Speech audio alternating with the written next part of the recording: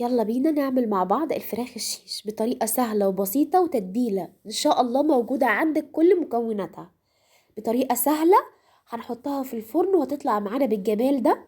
هتطلع معاكي جوسي وطرية ومش هتنشف معاكي أبدا وبمنتهى السهولة.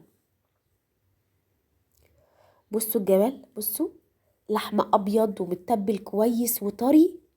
أنا معايا فرخة متقطعة على 14 12، على قد ما تصغري حجم القطع هيبقى كويس.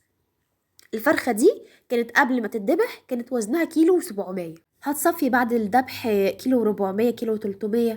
تمام قوي. هقطعها وهديها تشريحات كده. ما بعرفش اقطع الفراخ، هقول للراجل بتاع الفراخ يقطعها لي شوي. معايا بقى بصلايه وطماطمايه مبشورين، ومش هاخد قشر الطماطم، وعصير ليمونه كبيره، ومعلقه كبيره من المستردة، ومعلقتين كبار من الخل، ومعلقتين كبار من الزيت. تمام.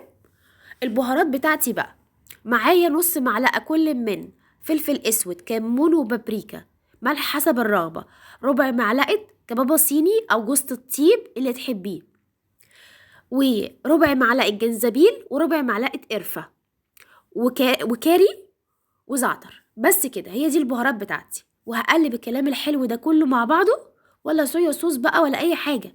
ومعلقة صغيرة من الثوم مهمة جدا للطعم.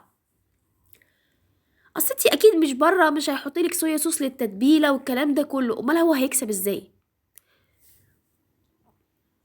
بس كده هبتدي بقى انزل التتبيله بتاعتي دي على الفراخ. واهم حاجه ادخل التتبيله كويس قوي في الفراخ. انا غاسله ايدي والدنيا تمام. حاولي بقى تدخلي التتبيله في الفتحات اللي احنا عاملينها دي. وبعد كده هحطها في التلاجة اقل حاجه 6 ساعات، ويستحسن ليله عشان تدي طعم حلو. هجيب الصينيه بتاعتي واحط عليها الشبكه، وبعد كده هرص عليها الفراخ. عندي بقى الشبكة اللي هي بتتقفل، والله احسن بكتير. عندي شواية اللي هي الكهرباء، احط اشوي عليها. التتبيلة دي تنفع بأي طريقة شوي اللي تحبيه، والاسهل لك، والطريقة اللي تحبيها. هدخلها على فرن متسخن على اعلى درجة حرارة لحد ما تستوي وتشوفيها بالجمال ده. وقلبيها بقى كل فترة من ناحية للتانية عشان تاخد علامات الشوي اللي هي مكان الشبكة، وكمان تتحمر من كل الاتجاهات. هبتدي بقى عايزه احط لها فحمايه عشان اديها طعم الشوي بتاع بره. انا شغلت على فحمايه هطفيها بمعلقه زيت، وهكتمها باي حاجه، طبق بقى، حله، اي حاجه. اكتمي الطبق ده عشان تبقى الفحم داخل في كل حته في الفراخ. وبعدين معلش مره في كل فتره مش هيحصل اي حاجه. بصوا بقى الفراخ حلوه ازاي، ومتحمره حلو، ومستويه تمام. انا عملت معاها بقى السلطه البلدي بتاعتنا، انا نزلت لكم الفيديو الصبح. وعملت بابا غنوج، وان شاء الله هنزل لكم برضو الوصفه بتاعته.